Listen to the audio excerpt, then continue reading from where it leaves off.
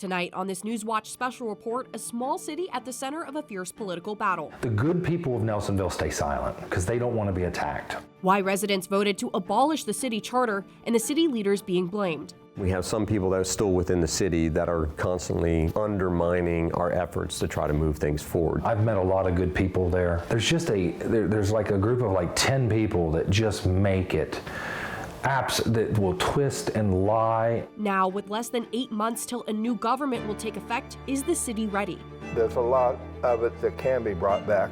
You know, a lot of the community that can be brought back to Nelsonville. The lead up and future of the Star Brick City. Unraveling Nelsonville starts right now.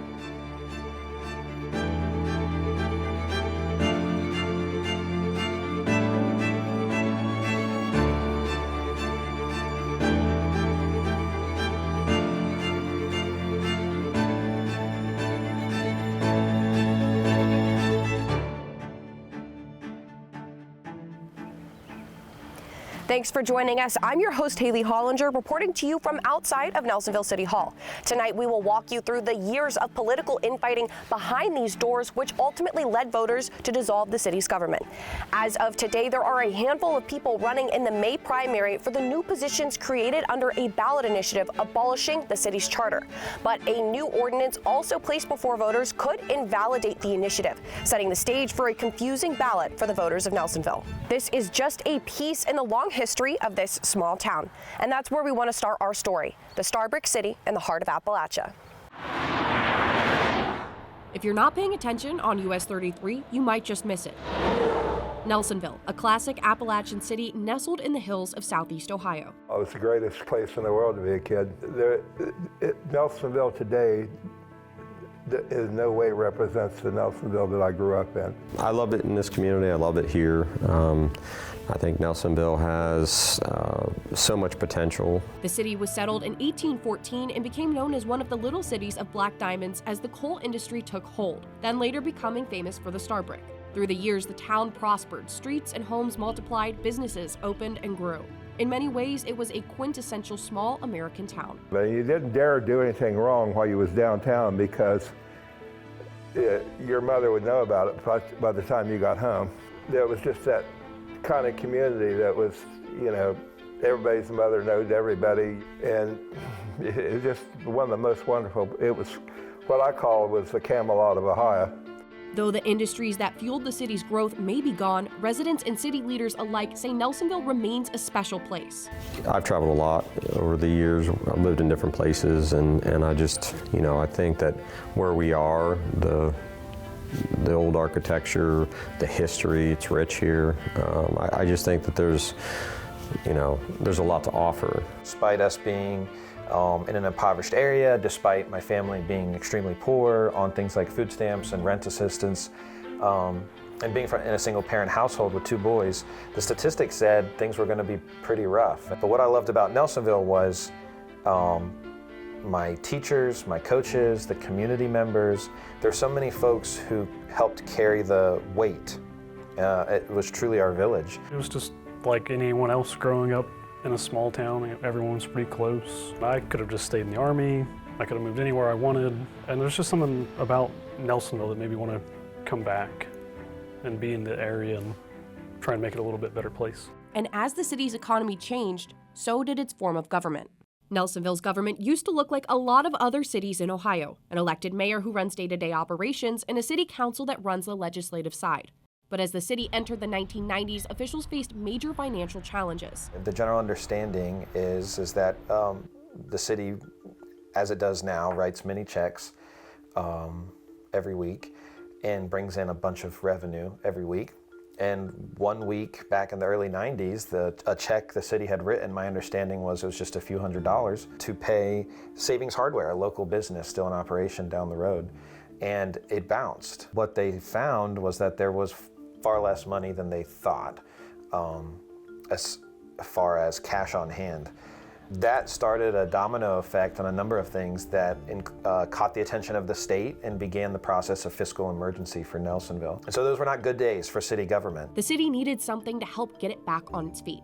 Then came 1994. While the financial recovery was taking place, a series of business folks, citizens, and just interested voters gathered into a committee to explore what type of government would help Nelsonville stay financially stable for as long as possible, and frankly, what was a changing world. Those folks came up with the charter. The position of mayor was eliminated and day-to-day operations were placed in the hands of a city manager appointed by the council. Nelsonville residents thought the switch to a charter government would make for more informed decisions.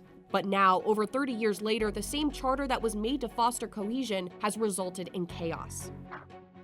So you guys set the precedent for that, not me.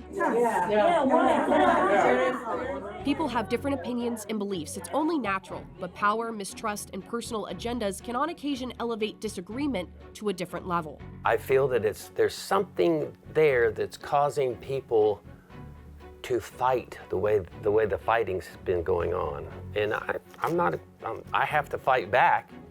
But I try to do it with respect to the citizens of Nelsonville. You know, I really do. The actions in council chambers have left the community to wonder what is best for the city, how to move forward, and also understand the roots of the dysfunction. All this goes back to two sides fighting for their vision of the city's future. We have some people that are still within the city that are constantly undermining our efforts to try to move things forward. It's a no-win situation, and it's all scripted. It's part of the plan, and it all revolves around one person. And it sounds like it's conspiracy theory, but it's factual. It can be brought back. You know, a lot of the community that can be brought back to Nelsonville. For more than 70 years, WOUB Public Media has been the place where people in our region turn to learn how stories of the past ignite the imagination of the future. It's where information, entertainment, and education work together to inform, enlighten, and inspire generations. It's the place where the community gathers to hear and see our world in new and innovative ways. WOUB, the public media you trust that's worthy of your support. That is utterly remarkable. Whales coming up! Hold on. This is huge. Here we go! The more whales you have, the healthier the ocean is.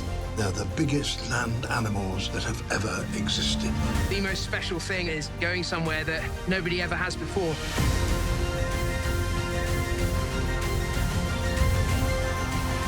It's perfect.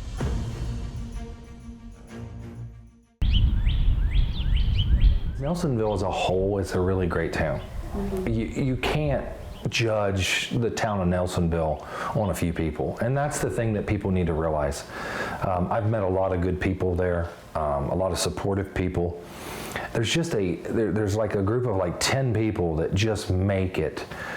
Apps that will twist and lie. Since 2012, Nelsonville has had 9 different city managers. Scott Frank served the longest, holding the position for 4 years. Things were the most chaotic in 2023. That year, 5 people served as city manager. Nelsonville's police chief, Devin Tolliver, had to serve as interim manager 3 different times. We had a lot going on that I was kind of having to dig into and help solve. And then Scott Frank left as the city manager, which left me kind of stuck in the interim, being the interim police chief and the acting city manager. So I was in 2 very not sure positions. But then we found a couple acting city managers to fill the gap for a few months, which didn't quite pan out. Meanwhile, the city council was also going through a lot of turnover. Between 2018 and 2023, around 16 people resigned from their council seats. From 2023 to 2024, there were 9 resignations. Things reached a breaking point in April of 2023 when 4 members resigned within the span of a few days. This meant the council was unable to do its job, causing confusion among residents and city staff. The chaos on the council is a reflection of 2 groups with competing visions for the city. One looking to rebuild past prosperity, the other building on where the city is today. It's the impossibility to bring that childhood back, but there's a lot of it that can be brought back. You know, a lot of the community that can be brought back to Nelsonville. I'm hoping that happens. I'm hoping that we become a much tighter-knit community, and single families are encouraged to move back into Nelsonville and try to bring back a lot of the flavor of where I grew up. We're going back to the 50s, you know, good old, that's 100 years ago, you might as well say, because it's not happening. Nobody's coming to town and building a manufacturing plant. Amazon's not coming to town. We've got to take care of ourselves, and we can't look backward to try to move forward. City officials have a nickname for these groups, the Good Old Boys Club and the Nelsonville Mafia. If you watch the videos, you can actually see we don't always agree on certain items, but they'll still say, oh, you know, these guys, you know, they're doing this stuff, the Good Old Boy Club or whatever. It's just not, it's not true, okay, but it's just it's what you hear, so you just perceive it to be true. You mentioned the Good Old Boy Club. Yeah. And since I started working here, you've heard that. I've heard that. Can you tell me where that originated, how that got started, and why?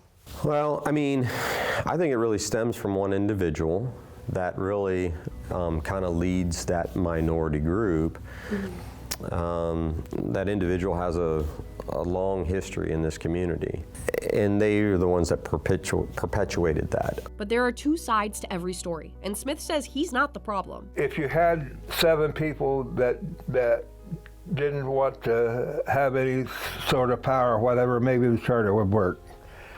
But my experience has been lately, it's been the Nelsonville Mafia trying to serve their own self.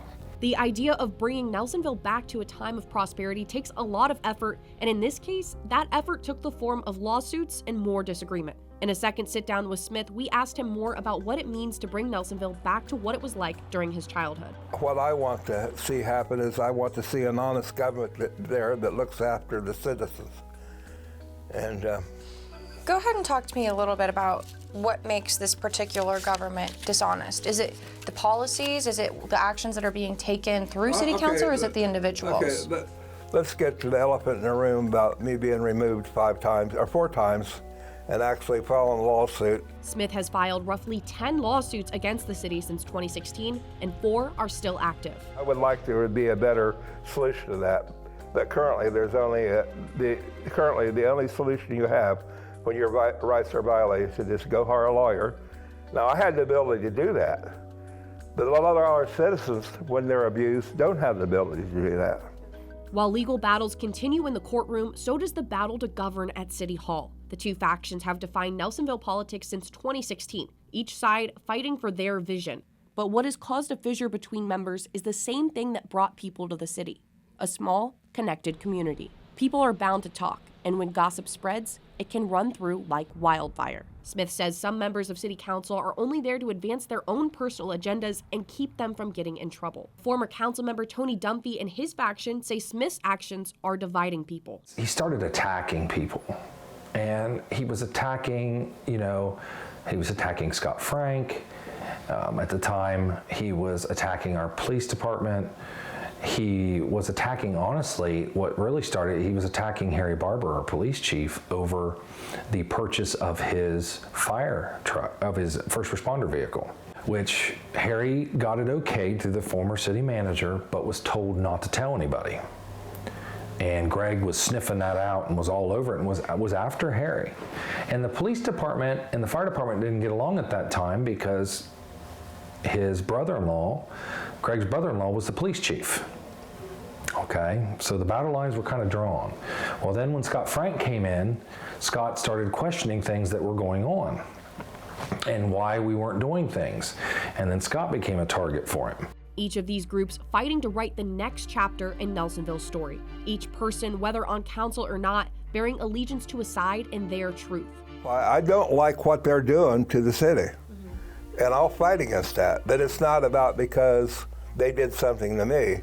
It's about what they are doing to the citizens of Nelsonville. These issues between current and former members have been broadcast for all of Nelsonville to see. And as time went on, people grew resentful, believing power, mistrust, and personal agendas were getting in the way of governing, and residents were paying the price. The good people of Nelsonville stay silent. They do, because they don't want to be attacked, honestly. I can name several people that have just told me, you're crazy. Why did you do this? You're crazy. You're putting yourself out there. If the good people would speak up and get rid of some of this, it is, it's look over here, but don't pay attention to what's happening over here. It's diversion. They try and get you all wound up over here, but meanwhile, next thing you know, they're doing this. And by the time you realize what happened, it's too late. Now, after 30 years, the citizens are once again taking action to change their form of government so it actually works for them. But making that change into a reality would prove harder than anyone could predict. In some ways, Portsmouth was one of the last small cities to field a team and get a franchise. What was kind of extraordinary about Portsmouth was it was able to field an incredible team. For a brief moment in the sun, a little sweet spot that almost was sweet enough to get them a national championship, but they put together the team that ultimately did win the championship in 1935 in Detroit.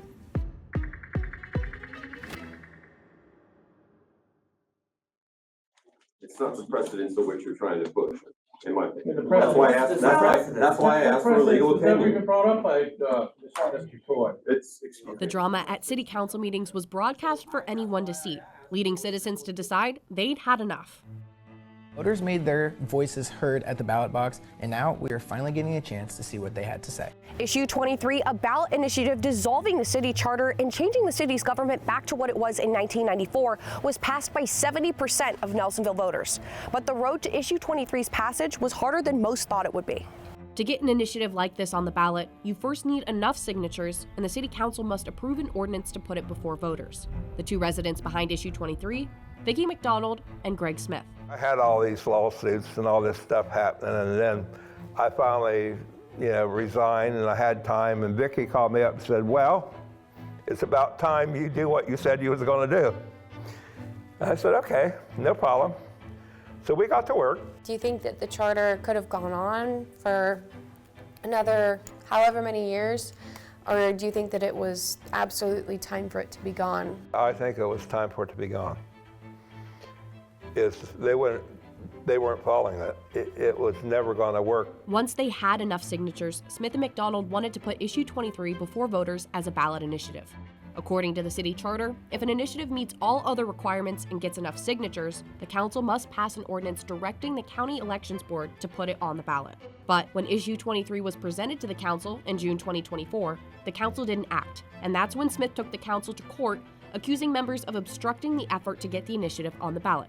The council argued they couldn't put an initiative abolishing the charter on the ballot, saying the charter does not provide for its own dissolution. The council says a section of the Ohio Constitution for amending charters should have been followed instead. Article 18, Section 9 of the Ohio Constitution says, amendments to any charter may be submitted to the electors of a municipality by a 2/3 vote of the legislative authority thereof, and upon petition signed by 10% of the electors of the municipality. Setting forth any such proposed amendment shall be submitted by such legislative authority. City Attorney Jonathan Robe told WOUB his argument hinged on the words may and. Robe argued the word may means the city council has the option to submit an amendment by 2/3 majority. He also said the word and should instead be read as or, meaning an amendment also can be placed before voters with a petition with the required number of signatures. The sole issue with the Issue 23 litigation was what are the correct procedures for having that vote?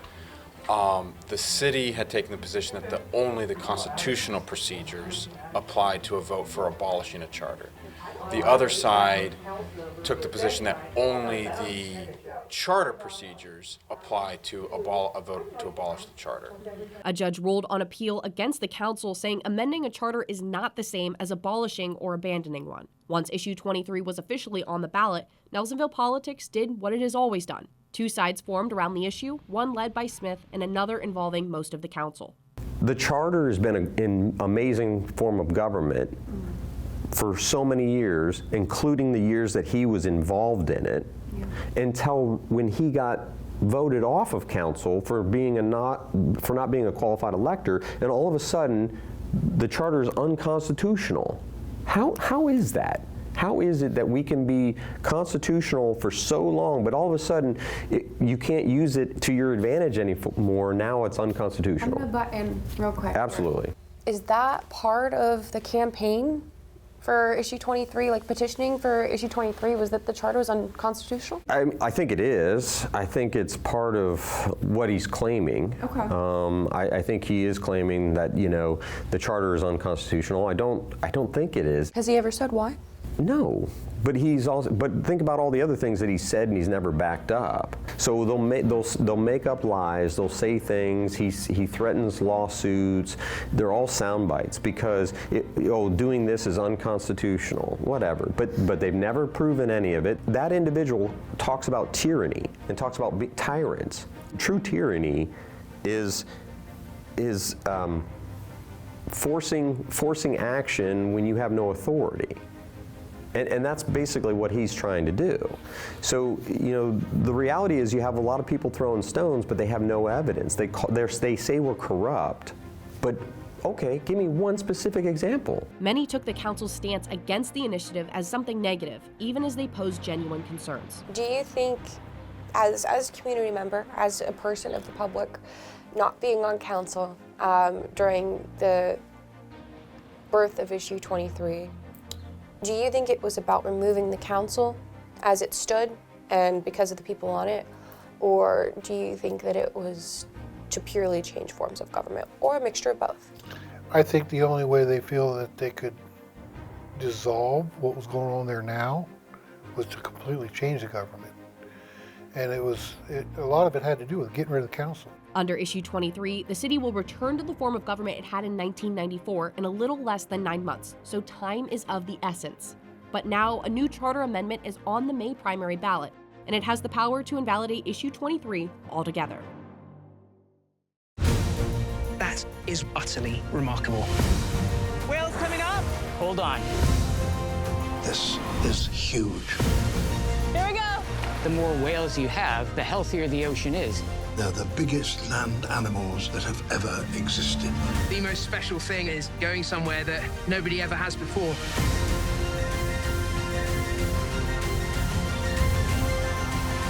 It's perfect.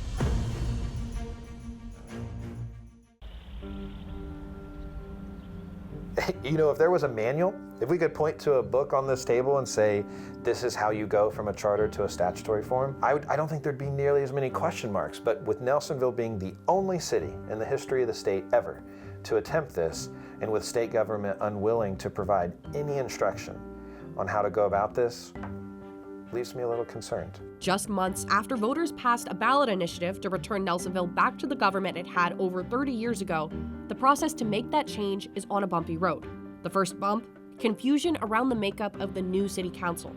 Under the city charter, all council members are at large, meaning they each represent the entire city. But for Nelsonville to return to a statutory government, the city needed to create 4 wards for council members to represent. Under Ohio Revised Code, a city council is in charge of setting wards. But City Attorney Jonathan WOUB told the council they didn't have this power under the charter, but then reversed his opinion and advised the council they did have the authority to create wards. However, by that time, it was too late to submit a ward map to the Athens County Board of Elections. This means that only the 3 at-large council seats can be elected for the new government. Another issue in the transition process, the council set up an ad hoc committee to help make sure the city was abiding by issue 23. The only problem, there was not enough people who wanted to join. There needs to be someone there who can dedicate hours an evening to figuring stuff out. Because right now, the way it stands is we can't do council can't do anything. That is all on this ad hoc committee. This city needs to have people say, you know what? I think I can help out. You know, I don't want to be in politics, but I think I can help out. Another bump in the road, the newly elected positions formed under issue 23 would be full-time jobs, but there was no clear way to set a salary. Nobody has the authority right now to set the salary for mayor, auditor, and council in the new statutory form of government. The reason I bring this up is to say, I personally believe the voters wanted change and accountability, and they knew they were asking for that. But do I think that the Cadillac that folks were selling was really a Cadillac? No, I think it was a Pinto. I think that more questions could have been answered. I think the ballot issue could have been more detailed, could have involved transitional language. At least my nerves in that situation might be more settled. But whereas as we sit now, unfortunately, that's not where we're at. All this confusion surrounding the transition process led the city to put forward its own vision of how to transition to a different form of government. The council is proposing an amendment to the city charter that is set for next month's ballot. Supporters of the amendment say it's needed because Issue 23 did not provide much detail on how to make the transition back to the previous form of government. So I wrote that because I kind of share the concerns that Jonathan Rope has regarding the transition and the lack of clear guidance for a transition from the charter to the statutory form of government. It leaves a lot of kind of important steps up to chance, or that someone will just kind of retroactively say, oh, that's fine. The issue 23 that was elected has no transition plan. None. Nothing. I don't know where that's at. We never saw it. The citizens never saw it. But Issue 23 supporters say that simply isn't true. And that's another thing that council's lying about. It has a transition plan. It's plainly stated in the initiative that you will have elections in 2025 to elect all the officers you need to return to a statutory government on January the 1st of 2026. Smith argues the amendment is just a way for current city leaders to remain in power. I see a lot of self-serving things in that amendment where they're still trying to control their power and tell the people in Nelsonville that live here what they want them to have, not what the people want them to have. When you compare the statutory government to what they have proposed in their little letter that they passed around, it's nowhere close to what a statutory government is. After living in this town all my life, it is very hard to pull the wool over their eyes. And the other thing you best not do is lie to them the first time. Tolliver says those against the amendment aren't seeing the full picture. There's also a clause in the charter update ordinance that specified that all the current seats on council would be immediately up for re-election. So there's no doubt about whether or not they'll be on council or not. It would be completely up to the voters to decide an entire new council. It seems the people most vocal about not liking it are the authors of issue 23. I also think there's some disinformation spread about what the goal was. And I hear a lot of, oh, it's council people trying to stay in power. And that's absolutely not true, because I didn't get any input from them when I wrote that. I don't have any personal ties to them. This sets up a confusing voting process for Nelsonville voters this May. Under issue 23, the mayor, city council, auditor, treasurer, and law director would be partisan, meaning candidates for these offices will first run in the primary. That's also when voters will decide on the charter amendment, which makes the mayor and council positions nonpartisan. The charter amendment does not address the other elected offices. Robe says if this amendment were to pass, it would supersede issue 23, invalidating it. If the amendment does pass, though, Smith says he plans to take legal action. Tolliver says there is a plan in place for those people running in the primary under issue 23, but whose candidacy is invalidated if the amendment passes. We've come to the decision that should that happen, we would be looking at reimbursing them for any costs they had at running, which is likely going to be their the cost to pick up their ballot packets, whatever. I don't know what the cost is on that. Do you think there's going to be some confusion closer to May? Oh, there probably will be. What would you want to say to voters as they're going out and seeing both of these things on the ballot? They kind of have to act as if they're both happening. So if someone were to go into, the voting or your polling location and vote, and you only vote yes for the charter update, you could be disenfranchising yourself by not also voting for, the mayor candidates or such in the event that the charter update doesn't pass. So people have to keep that in mind. That brings us to today, where on May 6th, Nelsonville voters will once again have the chance to reshape the future of their city government. That does it for this Newswatch special report. For a more in-depth look into the story, listen to Unraveling Nelsonville wherever you get your podcast. You can find all the latest news from inside City Hall and across the region on our website, WOUB.org, or the WOUB app. Newswatch will return on Monday with more news, weather, and sports from Southeast Ohio. Until then, from outside Nelsonville City Hall, I'm Hailey Hollinger. Good night.